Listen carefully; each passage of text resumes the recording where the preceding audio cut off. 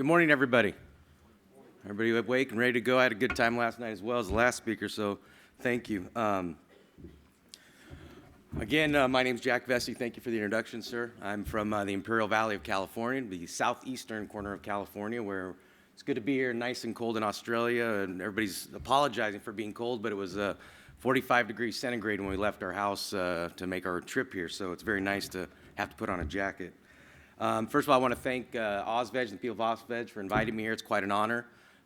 We started a relationship about 4 years ago with the exchange program. I'm not sure exactly what you guys call it, but there's about 20 or 30 people from farmers and others from Australia that come over to the United States to tour farms, and I've been lucky enough and honored to host a group, I think almost 3 or 4 times now, and would love to do it more often.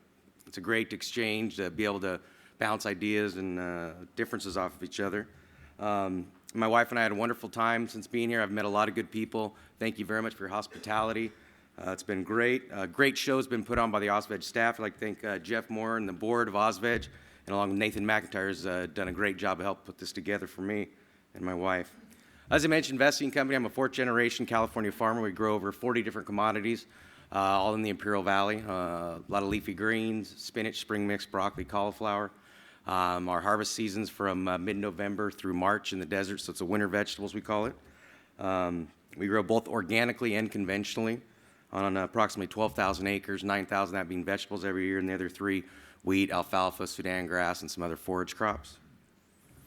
So they asked me to come speak to you about the challenges facing Western vegetable production, Western agriculture in California and Arizona, and along of sitting here talking to a lot of you, it's good to know we all share a lot of the same things, just a little different, but we share a lot of the same things, and just like to impress you on the couple of the items that I think are important to us that we share and how we've dealt with them and how I think we're going to need to deal with them in the future. So back to 4th generation, we started doing things a lot different. Shed packing lettuce, growing lettuce, cabbage, and carrots, only 3 items to 40. Part of that was just change and being able to adapt to the change. My great-grandfather came to California in the 20s and started as a wholesale produce broker in downtown Los Angeles, decided he could become a farmer, so that's what he decided to do. So that's how far things have changed when people believed in their farmers and trusted them and had a great relationship to them, and this is kind of where we went. If you look at the slide up there on the top, spinach facilities are unsafe, disgusting, and the FDA doesn't care. After the 2007 E. coli outbreak, spinach outbreak, we as an industry were decimated. I had 800 acres of spinach ready to plant. This happened in, I believe it was late summer. We had our planting schedule ready, and then it was a daily conversation with the people I grew spinach for. For instance, instead of 40 acres a week, let's do 30, and then the next week, let's do 20, and I had this ground rented, leased, our own ground, beds ready to go, just change after change. I mean, you can imagine having X amount of acres ready to go, and within the next 2 weeks, half of it you can't even plant because of what's happened here. The American public at one point, based on surveys, approximately 5% of the nation at that point said they'll never eat spinach again for the rest of their lives. So as an industry, we got together and decided we need to make some changes. We already did food safety programs, we had third-party audits, but we lost the confidence of the consumer, and the media loved it. They were out and about trying as best they could not to help the industry. I remember I did an interview with CBS News in 2007, a little after the spinach outbreak, and talking to the producer and the reporter, and everything was going fine. Nice interview. I was explaining how we do food safety. And if you've done media reports, you got to be careful every now and then. Then the next question was, what would you tell the girl's family that died in Nevada? Oh, wow. So that was kind of a shocker. So what we did as an industry was unprecedented. We got together with many packers, shippers, growers, marketers, created a board of about 25 of us throughout the industry, sat down in a room, met once a week. People traveled. I traveled to Sacramento sometimes twice a week for about 3 months, and we created what was called the Leafy Greens Marketing Agreement. We put together our own set of standards because we had the government telling us, either you do something or we're going to mandate something. So we got together and we created the California Leafy Greens Marketing Agreement. To get back to consumer. Also, Canada said they weren't going to take any product from the United States until we did something. So we did that. And we created a set of metrics. And this is a big challenge. As a grower, the first things I remember my father, we started doing some tissue sampling and came back positive for E. coli on a tissue sample. And his first thought was, he goes, go retest it. We all have to change our perception. You can't retest yourself out of a positive. In the instance of McDonald's, for instance, in the United States, I know it is here, but McDonald's and a couple other corporations, I can't have a leafy green field within 1 mile of a feedlot or 1 mile of 12 head of cows. We live in an agricultural area, so we're trying to wrap our head around this and understand how to deal with it. So we have our own set of metrics and SOPs, standard operating procedures, that we have audits constantly. I have a full-time food safety manager. As you have Woolworths and Kohl's here, we've got the Walmart's, Kroger's, Safeway, and there's about 5 people that buy 80% of the produce in the United States. Besides the leafy greens, we have all those companies have their own food safety schemes and programs. So my food safety manager during our harvest season is doing audits as much as 3 to 4 times a week. If you guys move to a system like this, try to get everybody on the same scheme, because when you have 20 different schemes and you got to plant things differently for each customer, it gets really difficult. Basically, on the food safety, for us is a challenge that we've learned to wrap our head around. We start out with a pre-plant assessment. These are kind of the benchmarks of leafy greens. Pre-plant assessment, where you're going to plant it, what's close by, waterways, drain ditches, animals. We do a pre-harvest assessment and water testing, tissue sampling, harvest crew audits and checklists. Each field has a file for it. Each ranch, each field that we grow something, and it's sometimes that thick, with water tests, maps, all the documentations. I'll document, and it gets a little overbearing at times. You can see the picture here. I'm sure you guys do a lot of the same things, but it's just gotten, each year it's something else. Gloves, smocks, you have to have a checklist. You have to have a sign-in, sign-out sheet. All the knives we use have to have a chlorine knife dip. It has to be a checklist that break time, it's checked in, it's checked out. They each have a number on it. It's one of those challenges that we had to wrap our arms around, but to be able to make change, to be able to be flexible, that was the most important thing to a lot of us as growers and the whole industry. And what we've done in the last 8 years now, we've changed the culture in the ranch and the field. The first time when we came out the metrics, a lot of the buyers and retailers, they wanted us to have I wouldn't say a guard, but someone sitting by the portable toilets in the field, standing there to checklist that makes sure everybody washes their hands and who goes to the bathroom, and it became very onerous. It went from that to now the crew. If they see their friend go to the restroom and not wash his hands, like, no, you need to go wash your hands. So we have this change of food safety and culture that it took a long time to get there. We wrapped our arms around it and took that challenge, and I think we rose above it, and all we can do is minimize the risk of pathogens in our ranch. I've never seen an advertisement, I don't think we ever will, from any airline you can think of saying, fly with us, we're the safest, we won't crash. We can't say that. Just as much as we could say, we can't say that our produce is 100% safe. But what we can do is minimize risk to the best of our ability through water testing, assessments.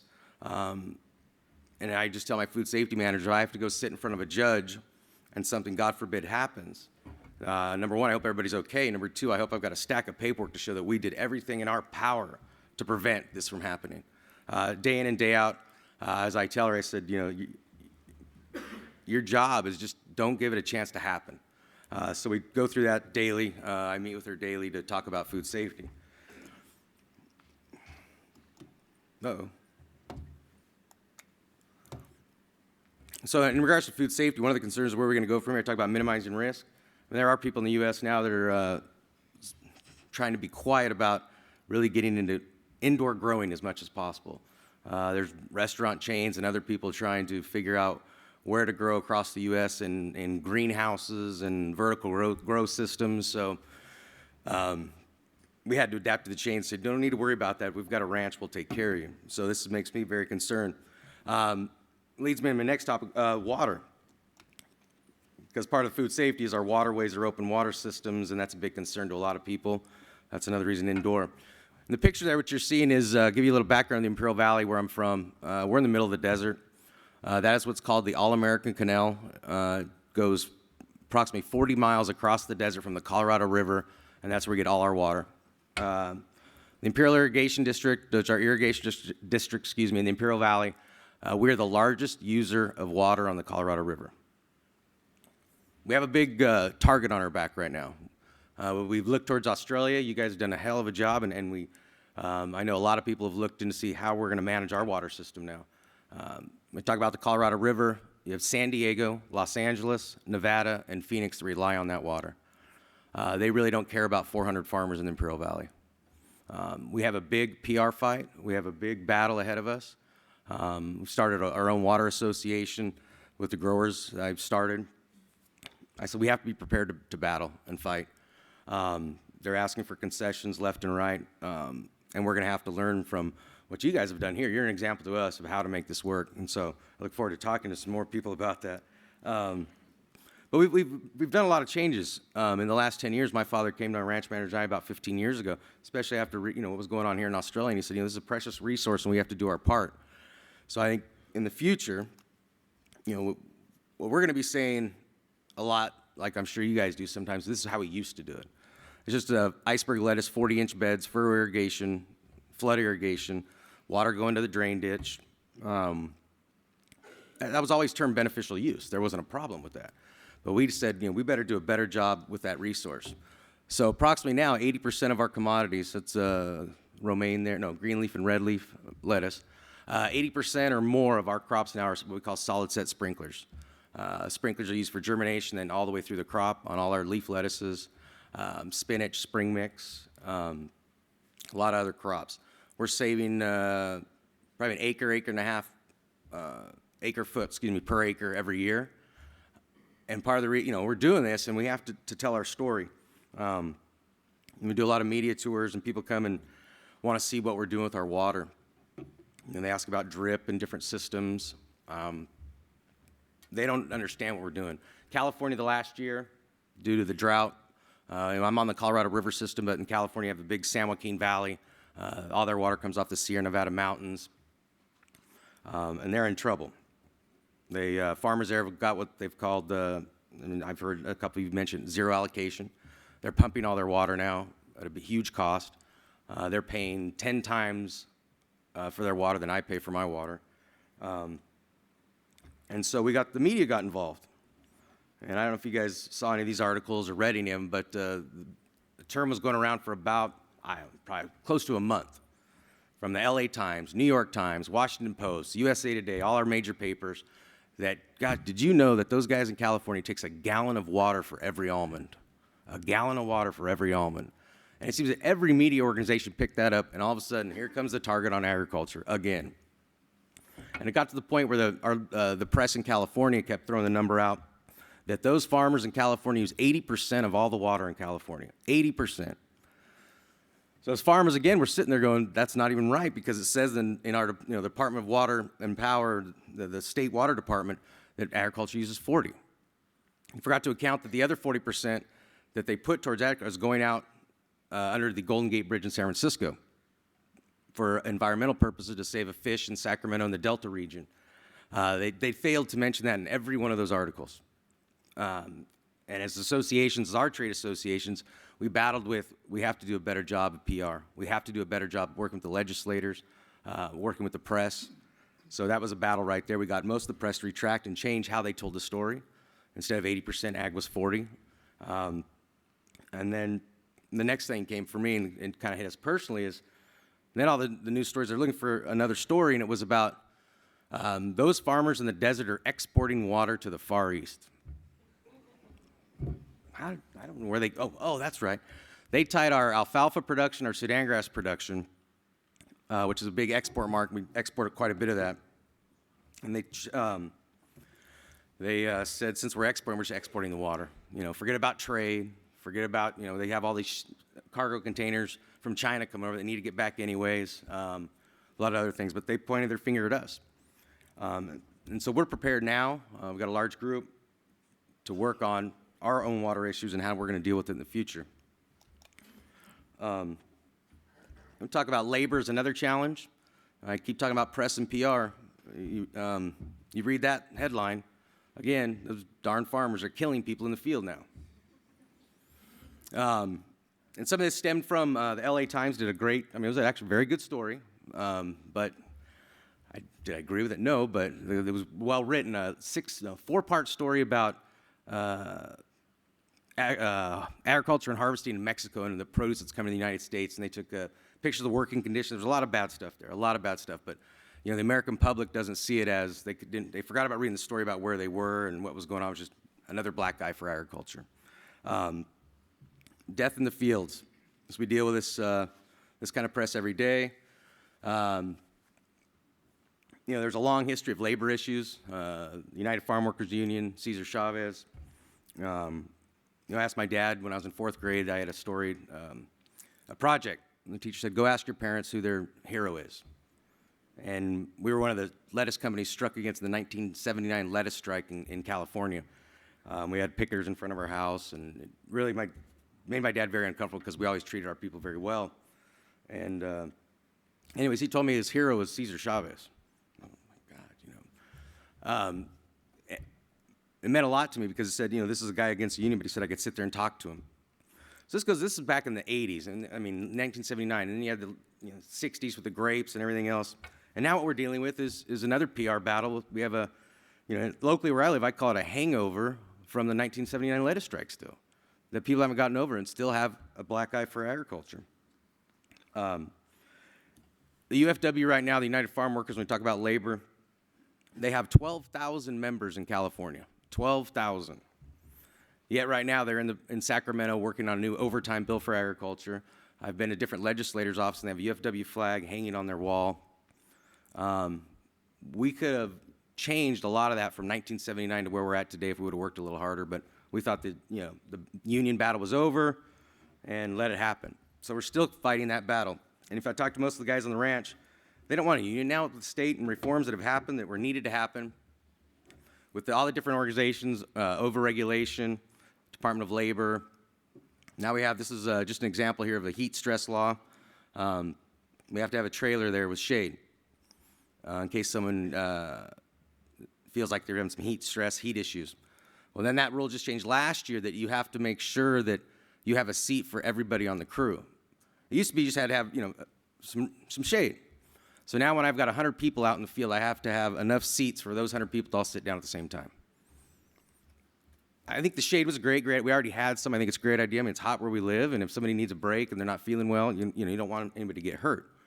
But to have shade available for all 100 people on a crew, and they just keep changing the rules, This woman standing here, she's from the California Rural Legal Assistance. They're big in Sacramento, the UFW, and all they do is just all day long just point fingers at us.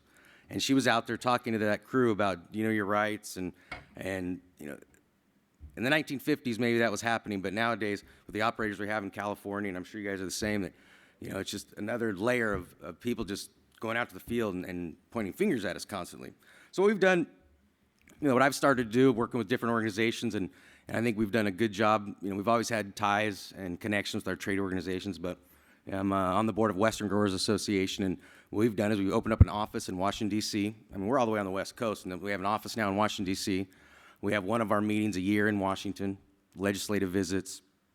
I make sure I attend all those. We go to Sacramento for, that's our state capital in California, Sacramento every year, to get involved, to make sure they know that we're there, and when there's an issue, we're going to be there as well.